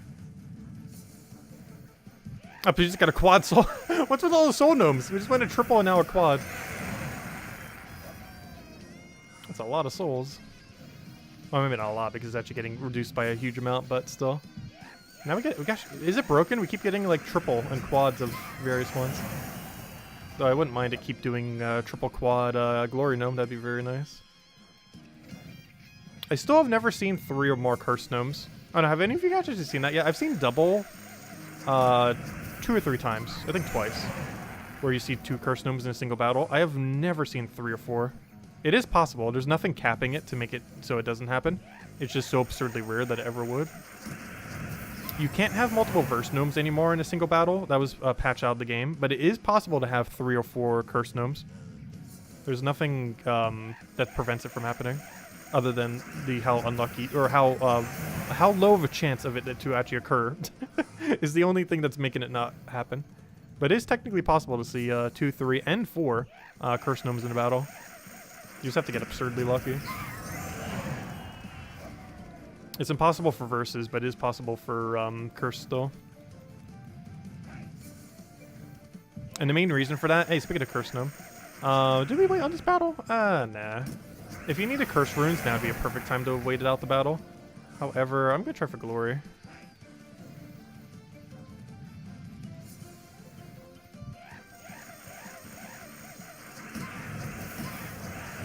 Should you be saving curse runes for upgrading the Soul Forge? Yes. Curse runes should be used pretty much entirely for upgrading the Soul Forge as you're progressing through the game. They were added in the December patch, and yeah, their main purpose initially is to get all the Soul Forge upgraded, and then after you get the Soul Forge upgraded, you'd probably want to use them for getting all the unique drops. Most of the unique drops aren't really too useful, but they still help fill out kingdom upgrades. Like the new troop gives you, you know, an upgrade there. The pet could help you upgrade to kingdom for Broken Spire, stuff like that. Because most of the other loot that you can end up using them for is not that good of value, or not that useful until way later into the game. Alright, we got double glory gnome. Oh yeah, this one. It's a double glory and a soul. That's not horrible. That one gnome is bad. Oh, sorry, Isabel. What were you saying? So you're streaming till reset? No. I'm definitely not streaming till reset. Maybe on Sunday night we will. We'll see. But definitely not tonight. And probably not on Saturday night. Well, then again, oh no, maybe not on Sunday. Maybe if I do it, it would probably have to be tomorrow night. Because I need to be well rested. It's my mom's birthday on Monday. I need to be well rested to celebrate it with her. So we're probably not going to do it Sunday night. So it might go a little bit longer tomorrow then. But definitely not tonight. And definitely not Sunday night. So if it was to be on a day, it would have to be... Oh gosh, we did max rolled everything. But it would have to be on tomorrow. But we just got 1,000, 1,000, and 5,000. That's the max roll for all 3 of them. The only one that didn't max roll is the only one we didn't care about. But all 3 of the ones we actually cared about max rolled. That's very convenient. How many we're at now? Well, we upped our mimic number. We now have 7 5 times mimics. We found one during that. It was 6 earlier, and now we're 2/3 the way to 100. Because it's 67 total. 60 were normal 2 times, and 7 of them were 5 times. for 67 total found. Anyways, let me update my Volkey number. The only problem is I forget what the base values are already. Though luckily I posted them into chat, so I wouldn't forget. I should probably go put them down. Hey, we got 69. Let's see. Where did I put the number? Where did I put the number? There it is. So we had 205.41, so we've gotten exactly 41 more. Nice. Oh, we didn't get as many Volkeys that time. I wonder why. It took us like 3 minutes to kill a Mimic. That would kind of explain why. And we've gotten 3 total. So we got 2 epic Volkeys and what was that? Like 17-ish normal Volkeys, which isn't too bad given that we took 3 minutes to go do a 5 times gnome, or 5 times what's it called? Mimic, I mean. A 2 times and a 5 times technically. Anyways, let's go run more. Let's go run another Palooza. Oops. No. I just made the dimensions go weird. No. I didn't actually realize I could adjust it that way. I didn't mean to. I was trying to move it out of the way and accidentally resized it. Let's see. I think that's fine. Okay, anyways. Let's go and do one last Palooza for now. Soulforge. Oh, wait, wasn't there something I wanted to check before I did this? Before I start up another one? Could have sworn there was. Or was there? Oh, yeah, we did do the pet, right? Pretty sure we did. Because I actually do need that pet. Yeah, we did. And we got 1 copy from it, I remember now. Unfortunate. Anyways, yeah, let's go run one last Palooza back then. Make sure to hit the timer at the right time. And there we go. And we're already on the correct team because we didn't end up switching it for anything rather than the 5 times battle.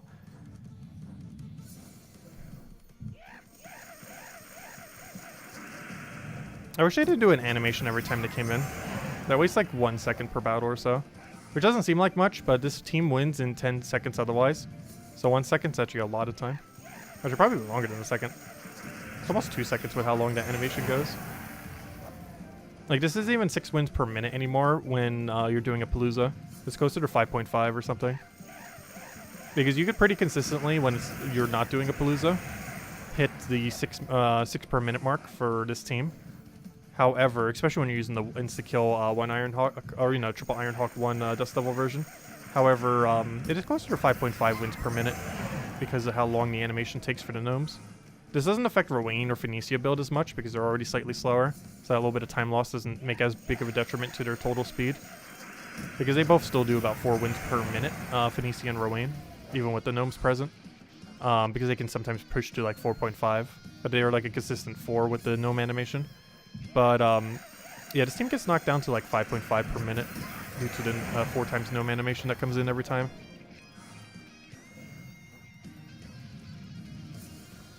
If you don't use your maps for the Nomapalooza, time does it carry over? Yes. Any of the verses that you do not use carry over between Paloozas. So if I don't use my 56 I currently have, they still carry over. We still keep them. So you don't have to worry about using them all. Like any of the verses you get during this, you could save for a different time if you want to. I even advise saving some of them for a later point because let's say you don't have as much time on a given weekend, but you still want to get like a bunch of pity keys or something, or if you're going on vacation or something similar, it's good to have a couple of them that you could do really quick, so you can still get a lot of loot while still being time efficient with the game mode. I always advise keeping at least a few spares, but yeah, they carry over from week to week. You can hold on to them as long as you want. They never go away. Yeah, a lot of loot in this game is pretty nice that way. Like, you never have to worry about, for most things, like hitting a cap or worrying about resources going away after like a certain amount of time. It's really nice. But you can hoard as many of them as you want. Some people probably have over 100 sets of them. You can even do it like one weekend. When it's a vault weekend, you like do nothing but farm for verses, and then the following one, when it rolls back around a couple of weeks later, or several weeks later, you can then just do an entire weekend of just running Palooza. Because I know some people do that as well. Though normally people do a bit of a mix of both. But you can do it where you just go like all in farming for one and then all in Palooza for the other. That's normally good to do a bit of a mix and then just save some for later. Though do keep in mind you only ever want to run Nomapalooza during a vault event. You should pretty much never be using them outside of a vault event. They get way better value during a vault event. So there's almost no reason to ever use them. Vault keys you use when it's not a vault event. But Nomapaloozas, the scrolls, like the thing that we have activated now, you pretty much always want to save for Nomapalooza weekends. Or vault weekends, I mean.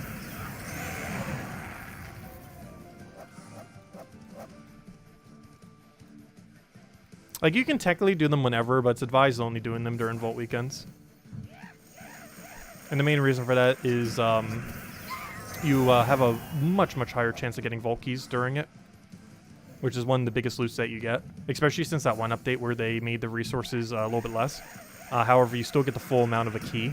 So basically, like right now, we're only getting like 10-20%, like 10 to 15% of the total loot. However, anything that drops us 1 still gives us 1. And because most of that loot is now vault keys, it is pretty much best to only ever run Palooza during vault weekends. Because the main loot that you're getting are the vault keys, which by the way, we have a vault key time counter there. As that's pretty much the only loot we really care about from them. There are a few others, like especially if you need curse runes as well.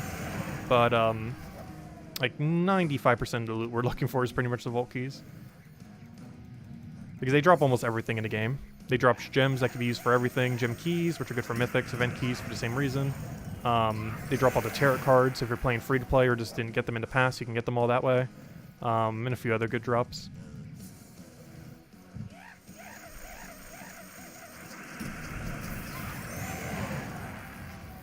I hope they never do that again. The vault battle crashes week. Wait, what? You hope they never do that again? Oh, yeah. Having battle crashers during a vault weekend is kind of annoying. Especially when they're a high durability one. Because they did that during Valentine's Day this year. We had a vault weekend during a Valentine's Day battle crasher. And the Valentine's Day battle crasher has a really high HP value, as you would kind of expect. And the problem with it is you couldn't kill it with 20 damage. So it basically made it so you couldn't properly farm with a single Dust Devil team. Like, it basically made every area into a non-usable single Dust Devil team, or, you know, triple Ironhawk double single Dust Devil, which basically forced you to have to use the double version. And that entire weekend, all we did was Nomapalooza, which was another reason why I say to save them, because you never know sometimes. But all we did was run Nomapalooza so that we wouldn't have to deal with them, because the Gnomes overwrites the Battle Crashers.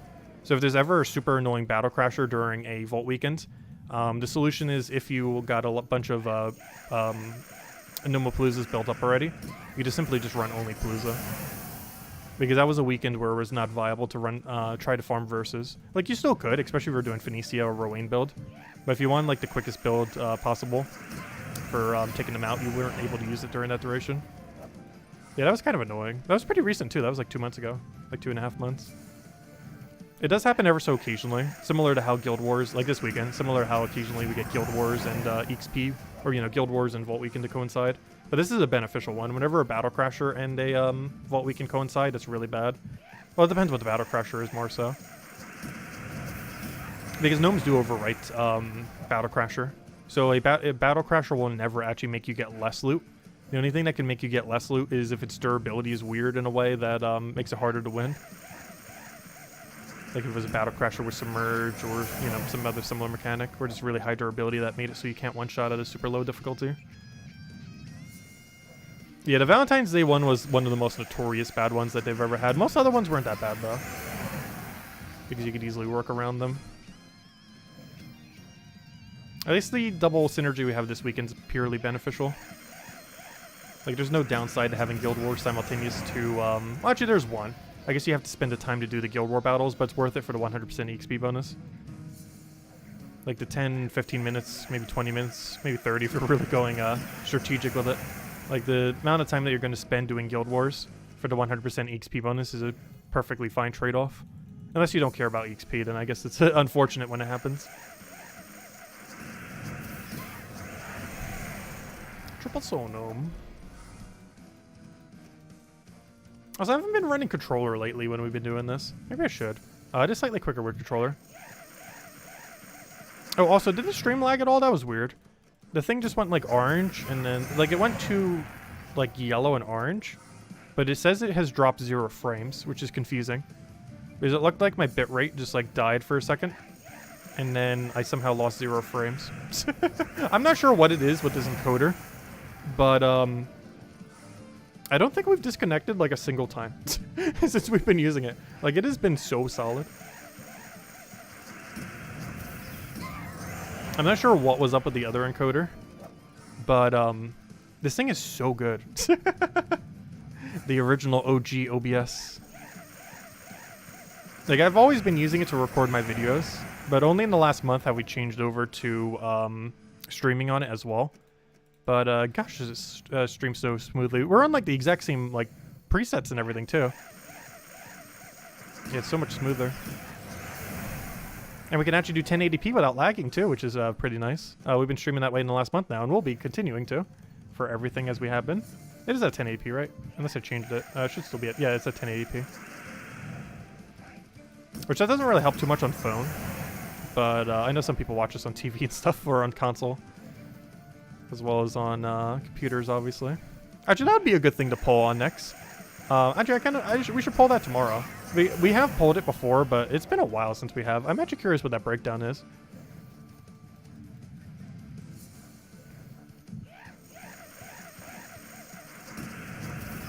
Like how many people watch us on PC relative to mobile, relative to TV.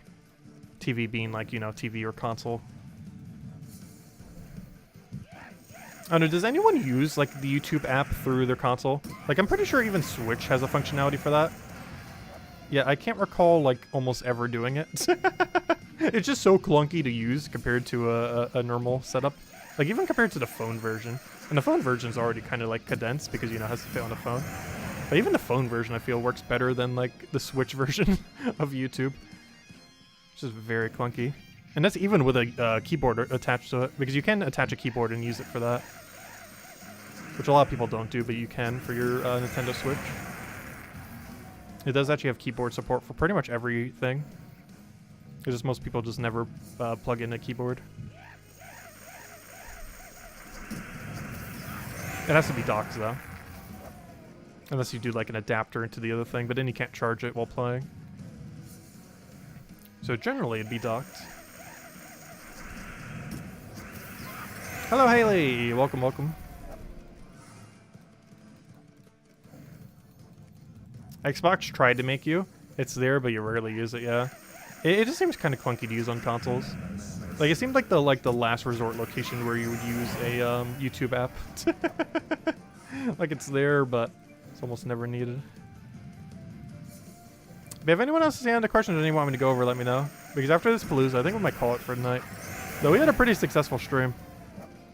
Almost 100 vault keys. We found a 5x mimic. Unfortunately, no horde mimic in it, but we did find a 5x. That was cool. Even though it did waste some of our farm time.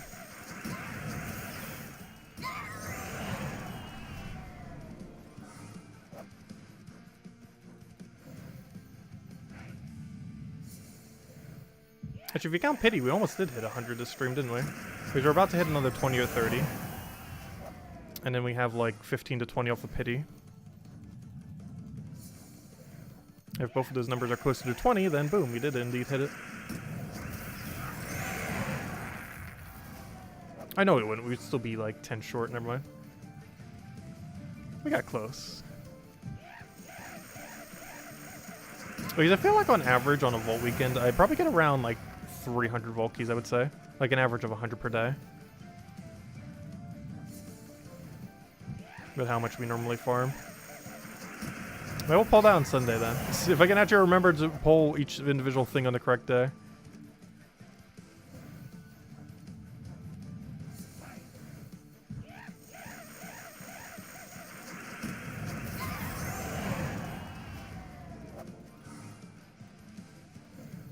Because tomorrow I definitely want to go pull the, oh gosh, I almost already forgot what it was. Wait. Oh yeah, tomorrow I wanted to pull where everyone's watching us from. It's something we pulled in the past, but it's actually been quite some time since we have. Like, I mean years. Not like just a couple months ago. I mean, like, it was like 2 or 3 years ago, I think, the last time we pulled that. I was actually really surprised with how many people said they watched this on TV, though. Because I actually have my banner set up so it works properly on TV. Anyone who's ever seen a YouTube banner on TV could probably testify for how many people's banners are probably set up incorrectly. But, I actually made sure mine is set up correctly. It makes like no difference unless you're looking at it on a TV format. But there's a special way that you're supposed to format the banner so that it works properly on TV. There's a lot of people just make it so that like a visible banner that you see is all nice, but mine actually like goes all the way. It's mostly just the Dragon's Peak, or not Dragon's Peak, Dragon's Claw backgrounds for the most part, I think, though. Just with a filter over it. I probably should redo that header at some point. It's kind of dated. I actually made it during a hurricane, which was pretty funny. Because that was when I stuck from Hurricane, I can't remember its name. But it was one of the hurricanes from like 4 years ago. Actually, I believe that was the one that we got the insurance from, actually. Like all the people that have been working on the house. We did get some insurance money from that. Not for everything that's getting done, but for a decent chunk of it, particularly the roof stuff and everything. But the damage from that was still from that hurricane like 4 years ago. We're finally able to get through the insurance company and everything.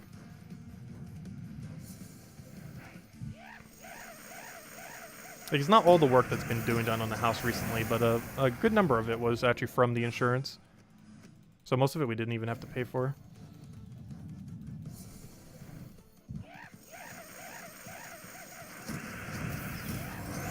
One of the few times I've seen insurance actually do something.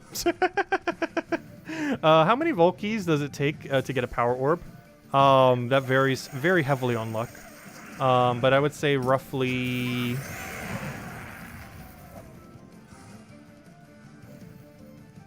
several hundred. It's hard to pinpoint a number. I think the number is under 1,000 though.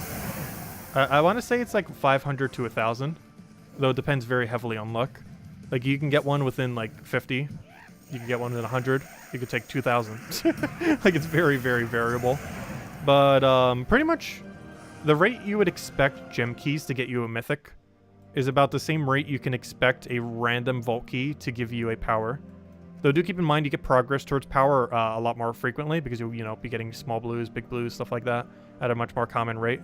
But yeah, I would say that chance is about the chance that you would get specifically a power from a thing. It's slightly higher than that technically, because you have to get past 2 rolls. You have to get past getting a major orb, and I want to say getting a major orb on a vault key is about a 1 in 5, and then that 1 in 5 you have a 1% chance it's a power orb. So technically that's actually closer to, what's the math on that? Is that closer to like 333? Wait, isn't that closer to 333? Wait, am I doing math wrong somewhere? It's actually like 3 times better, I'm pretty sure, than a vault key. What am I doing wrong in the math? Because, yeah, I want to say it's like a 1 in 5 that you get a major orb. And then there's a 1% chance that that major orb is a power. So 500. Okay, yeah, so it's like double the rate of a gem key then. It's about 500, give or take. Unless you're Tyrion, in which case it's like every single time you open a key. But, yeah, I think it's like 1 in 500 then, approximately. Because I'm not sure the exact rate of getting a major orb, but it sure seems like it's about a 1 in 5-ish. Though it could be closer to 1 in 10, I'm not sure. But if it is closer to 1 in 5, it would take about 500 keys then. Vault keys, that is. How many vault keys do we have? That means we technically have 5 power orbs here, don't we? Because I'm sitting on, we're sitting on 2,603, and that's not even counting epic vault key. You're at 106 powers now? Gosh, that's so many power. Let me go double check what our numbers are. Oh yeah, I could probably stop the timer. Oh yeah, I wasn't even paying attention to try to get the timer synergy. Oh well. I was distracted. But anyways, guys, any other questions? Otherwise, I think we will be calling it a wrap. Definitely feel free to leave a like on the stream if you enjoyed. We will be back tomorrow night, as we always do. Oh, there's another question from Arjonian. Do you take into account that you don't always get a major orb? Well, I was saying about 1 in 5 to get a major orb. I'm not sure if it's closer to 1 in 5 or 1 in 10. I sure feel like these days it's been closer to 1 in 5. But no, I was doing the math based on that. Because if you got a major orb literally every time, that'd be 100 vault keys. But no, if you got it like 1 in 5 times, that'd be 500 then. I feel like it's close to 1 in 5. I'm not sure its exact drop rate in the current state of the game though. I'm looking for something. I completely forgot what it was. Oh yeah, duh. I was gonna go update my number, and I'm trying to find my vault key total right now because I keep forgetting. I need to go write that down somewhere or something because I keep forgetting how many vault keys we started with. So we got 62. Nice. So we got a pretty decent number there then. Looks like we got 21 there. So we were at 62 plus plus 3. Oh, we didn't actually get any epic vault keys there. Oh, sad. But there we go. We ended on 65 keys. And with that, we also got, how many pity? 17. So that means we got 65, 17, 20, 80, 82. We got 82 keys. Not too bad. Yeah, we'll keep hunting. Definitely got to get at least 300 this weekend. If we are going to be doing a bit of a longer stream, it'll probably be tomorrow night. I'm not sure exactly how long. It's not going to be like until reset. Definitely won't be that long, but I might go like an extra hour or two. And we'll still have the double code tomorrow and on Sunday. But yeah, if any of them are going to be slightly longer, it'll probably be for tomorrow night stream. And we'll go from there. Anyways, guys, thank you so much for stopping by as always. Greatly appreciate it. See you guys soon. Best of luck on the Vault weekend. Highly advise farming it. And if you guys can on your Guild War days, definitely make sure to get your wins, as that will give you extra XP as well while you're farming. And it looks like my guild ever so barely might. We'll see how it goes. It is a very close race. We're actually losing right now. However, we're currently a higher score because we've done more of our battles. So even though our guild is technically losing to them, we might still win. That makes no sense, but we only have to win at the point of reset. We do not need to win on the actual day itself. That makes like no sense, but that is how it works. But anyways, goodbye everyone. Enjoy your weekend. Best of luck with everything, particularly the Vault event. And I'll catch you guys soon. Goodbye everyone. Thanks for watching as always. Greatly appreciated. Catch you guys soon.